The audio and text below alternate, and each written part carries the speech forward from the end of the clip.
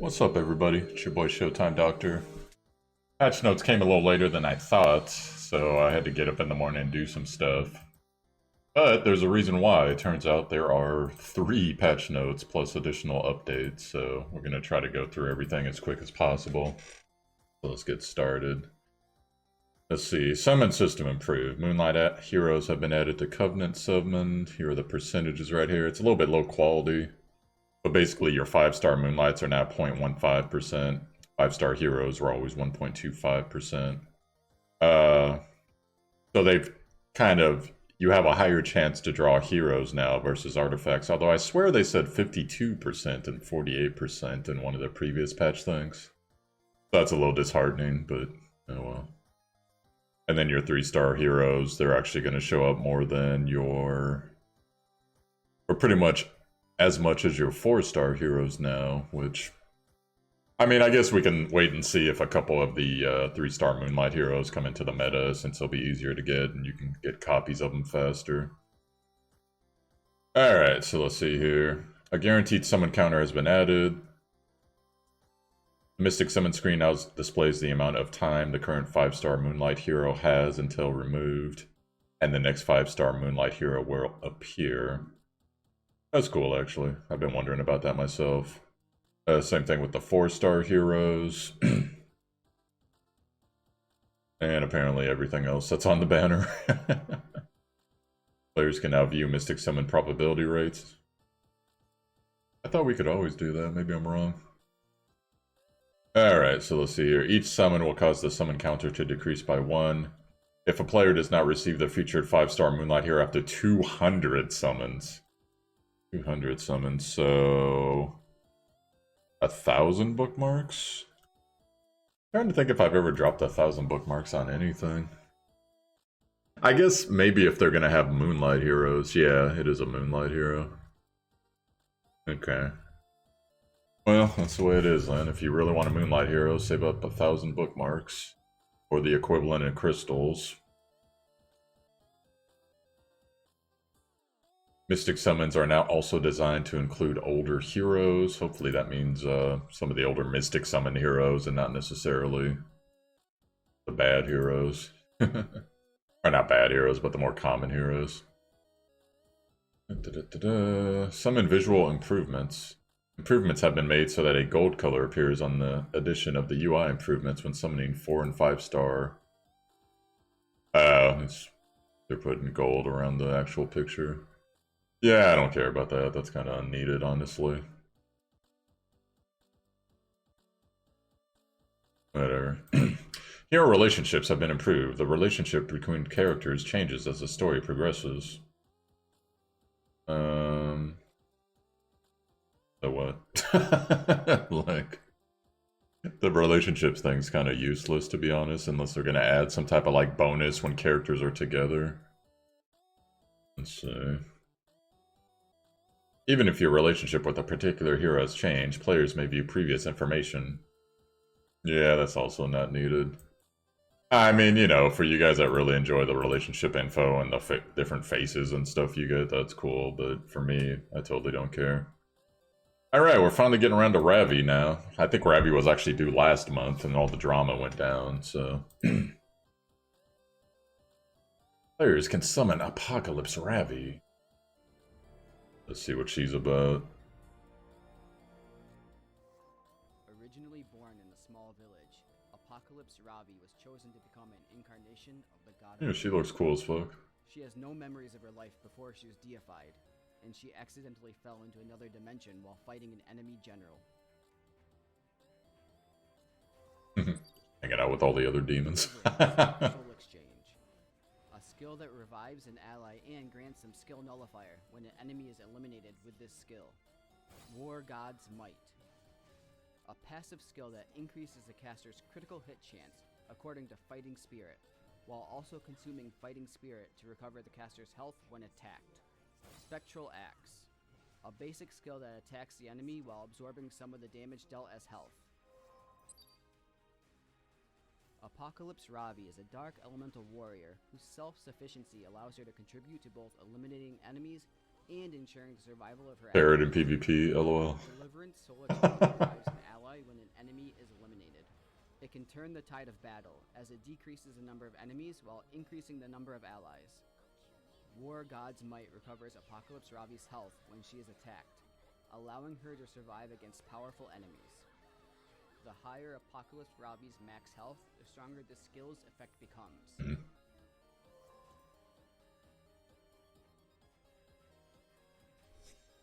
Seems good. Oh, we do have people that like relationship upgrades. Let's see.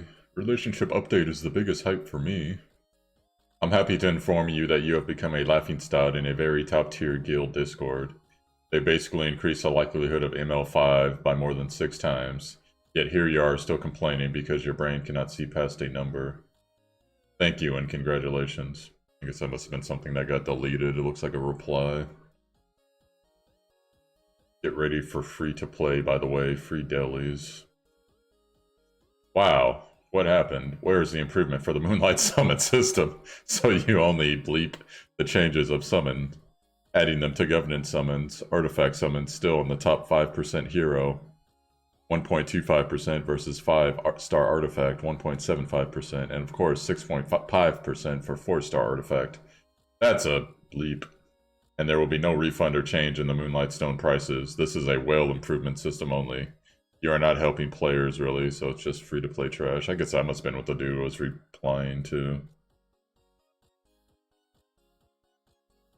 I don't know. We'll just have to see how it all works out, but...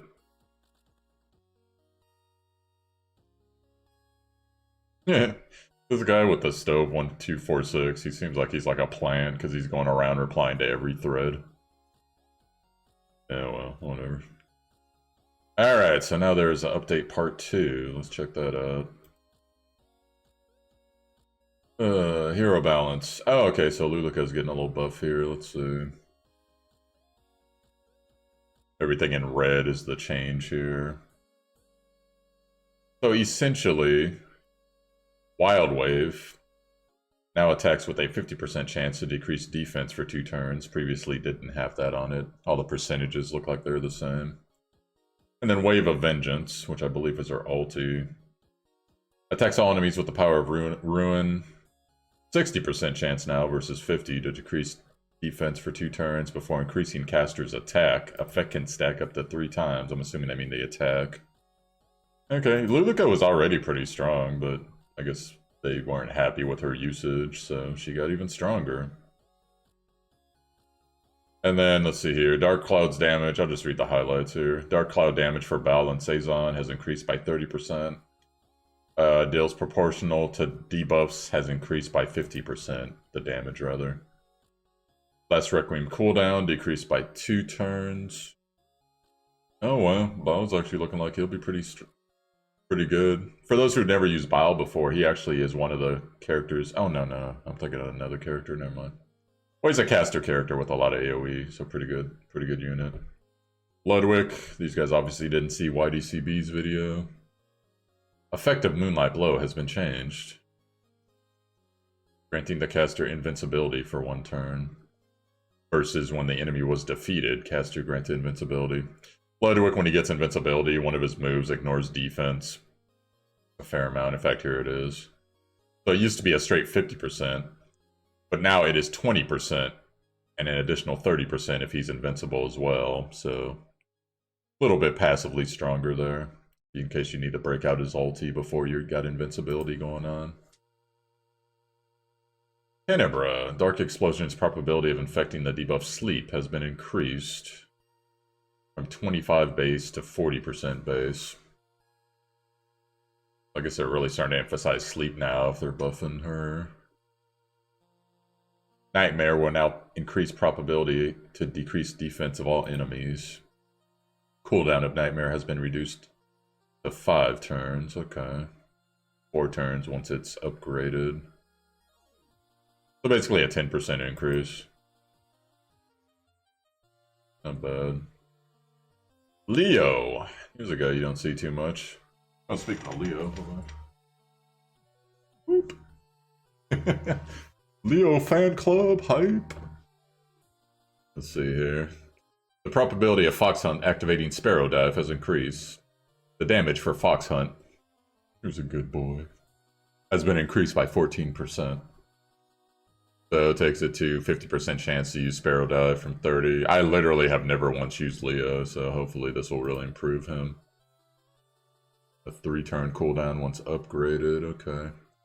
Probability of flying Raku, inflicting stun, has increased and cooldowns decreased. Raku flies into the enemy like a bullet and attacks all of them, decreasing speed for 2 turns and now up to 75% chance to stun. So I noticed they've been amping a lot of debuffs. I wonder if that's in response to a lot of effect resistance builds kind of starting to show up in the meta. Roman, 4-star Ice Mage, who you basically almost never see. Although I have seen him in PvP a few times. He's actually pretty strong if done right. Let's see here. Attacks all enemies with the magic circle, 50% chance to decrease combat readiness by 15% 4 times in a 3-turn cooldown. Well, you could actually run him with Asaria and basically have that up twice in a, I believe it's a 3-turn rotation. So technically 3 times in a 4-turn rotation. Yeah, that's pretty crazy. Alright, effective event horizon has changed. So now they have added, instead of the poison that used to come with it, because we all know they nerfed the living hell out of poison. Oh, never mind, poison's still there. And the caster's combat readiness now increases by 30% when the enemy is buffed. I wonder if that still has to be for both things, or if the poison's independent of it now. But either way, you know what? They made this, like, really freaking big for some reason. Hold on. I'm just gonna increase the size so you guys can see it easier. Oh, actually, there's really no way to do it unless I... You know what? Let me try it. There's literally, for this screen, there's no reason to have the other space going on. There we go. Ghetto tactics, let's go.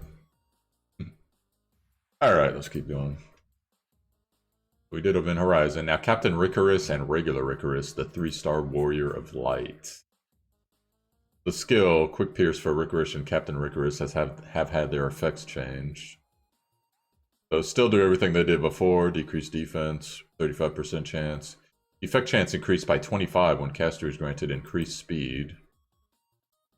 And then healing effect for Supreme Spear has increased by 100% when compared to previous version. The damage for Captain Ricarus' skill, Supreme Spear, has been increased by 41%. Attacks enemy with Hard Trained Spear, 75% chance to dispel a buff from the target before having 75% chance to stun an enemy with the highest combat readiness, regardless of skill miss. Oh, that's pretty crazy. Recover caster's health after an attack, amount recovered proportional to attack. And you can basically get the dispel chance to 100, that's interesting.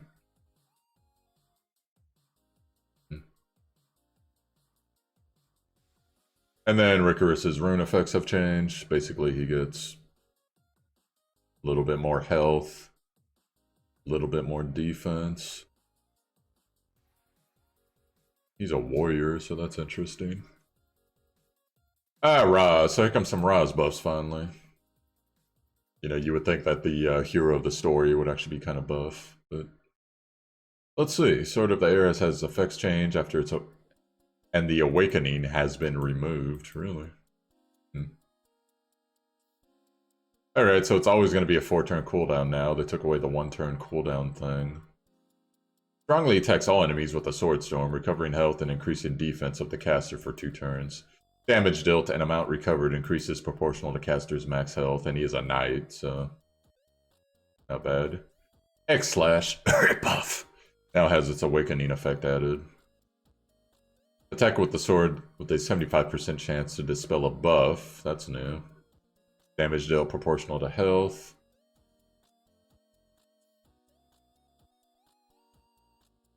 Yeah, and apparently they got some more heroes to buff, but, you know, you can only get so much done in, what's it been, 2-3 weeks now? Captain Ricarus remains the worst. SC. His SC tree is a mess. Wait, what happened to you, Fiend? So anyways, pretty much they're staggered for a while. Hey, it's a Stove 1246 guy again. I guess Stove must have an official response name now. Otherwise, this guy's just like a super fan.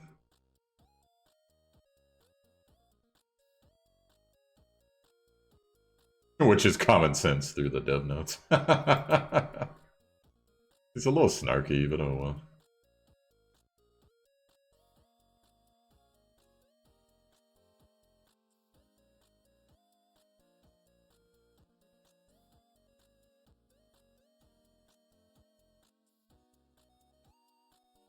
Okay, they're all like whining about dumb things. Yeah. Good times with the Epic 7 community. Alright, I'm restoring the page. Go back to it. This is page, or part 3 of the patch notes. I don't think I've ever seen a gacha do 3 parts. Even Langrisser didn't do that. Interesting. Alright, let's keep going here. Other improvements and adjustments. See if there's anything like really fun. An issue that caused Soul Skill Volcanic Viper not to attack when certain monsters change rather have been fixed. Oh yeah, I did that one time with when we fought that Ruel of Light in the Automatron Tower. And she would change from Destina to Roel. Soul would counter because she did something that wasn't an attack. And it would hit Destina, but Roel would take like absolutely 0 damage on the transformation, so that kind of sucked, but oh well. Additional improvements have been made so that the skill attacks after certain monsters change. This applies in the following situation. Asmodeus Observer and Asmodeus Manager appear in the Automatron Tower. And in Destina, there you go. So basically everyone that possibly changes somehow. The Korean voice actor for Luluka has been changed to Lee Young-sin. Wonder what happened with the other voice actor. An issue that caused only one target to be attacked when Seaside Bellona counterattacks with the skill You're Not Cute when in a provoked state has been fixed. Oh, didn't know that could happen. An issue where, despite gaining 5 focus after an ally's attack, Seaside Bellona's skill You're Not Cute did not activate upon ally's death has been fixed. Yeah. Yeah, I have seen that bug actually where the damage got displayed twice. That's cool they fixed that. Wow, cause and destruction was not triggering on non-attack skills. That's cool, so they went in and fixed a bunch of the trigger stuff.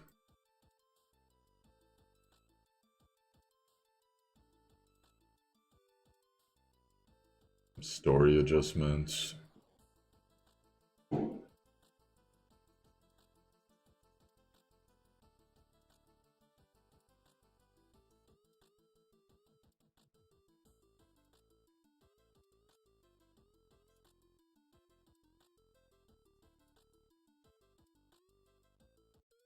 Arena preseason is going to be 8-8 through 9-8. It's 8-7 as I record this now.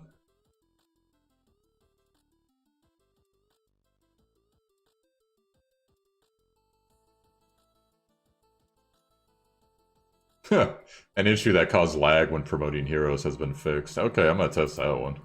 Hopefully that comes through on emulators. Yeah, Phantasma too.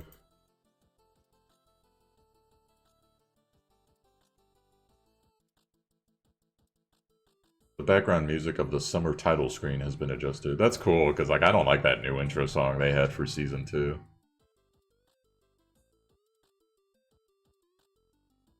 Equipment slots win. My inventory always full. What about the Season 2 arena set? When can we buy it without Glory Quest? What? Oh, really? I didn't even know you could do that. Rest in peace, Aruwa.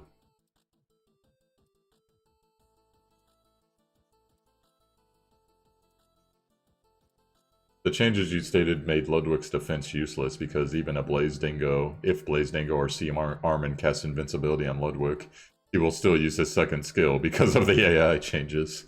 If not, might as well an issue of recalling Ludwig.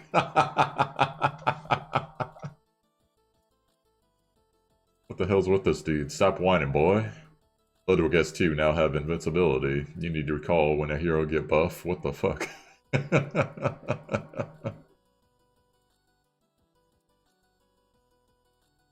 Wow, some real salt over this. You are weird as F. The AI make his auto actually get better unless your B Dingo has like 250 speed. Who needs Acades and Dingos anymore when Ludwig can make it himself? Offense. You auto on your offense and you complain AI is bad. That's funny. I'm gonna keep reading more of these Flying comments, are pretty good. Flying since when did I say I auto my defense? My team consists of Ruzid, Carmen, Ludwig, and either Bellona or Dizzy. I only need Rused for CR push. What a brain dead guy. Nanashi, Flying is back. Devs, can you change Ludwig AI to trigger Moonlight Blows when hero does not have invincible buff? The change you stated made the Ludwig defense useless because even if Blade Dingo or sees Almond cast invincibility... Oh wait, he's just quoting. Oh, you're talking about the last line, huh? Even though... My main concerns is the defense AI. Edit, wow, and here I thought Stove was better than E7 on Reddit. Internet people being themselves, I guess. You guys getting so triggered over Ludwig. Like hardly anyone ever uses him, even with the buffs. But oh well, maybe I'll come back into the meta. So we got one last thing. Updated info. They're changing the patch time. Going from 1750 to 2300, which is technically an extension now. So that means it's down right now because they made it earlier and gonna come up earlier. So hopefully they'll give us a ton of compensation for that, but good luck. Looks like mostly positive things here. Yeah, that was kind of weird how there was no exchange on the event. There was that summer, what's it called, like the pass or whatever. But it's weird farming like currency when you can't do anything with the currency. So hopefully that'll be updated. And then people are complaining about the Summer Says skin. That's cool. So we got Apocalypse Ravi coming, some hero changes, new summon system. We'll just have to see how the summon system plays out, guys. I'm cautiously optimistic. I know that's a political term, but it's true. So. Just the way it is. And that will be that, guys. So hopefully, while you're down, you're coming home from work, whatever's going on while you're listening to this, I hope you're having a great day. Catch you guys later on. Peace.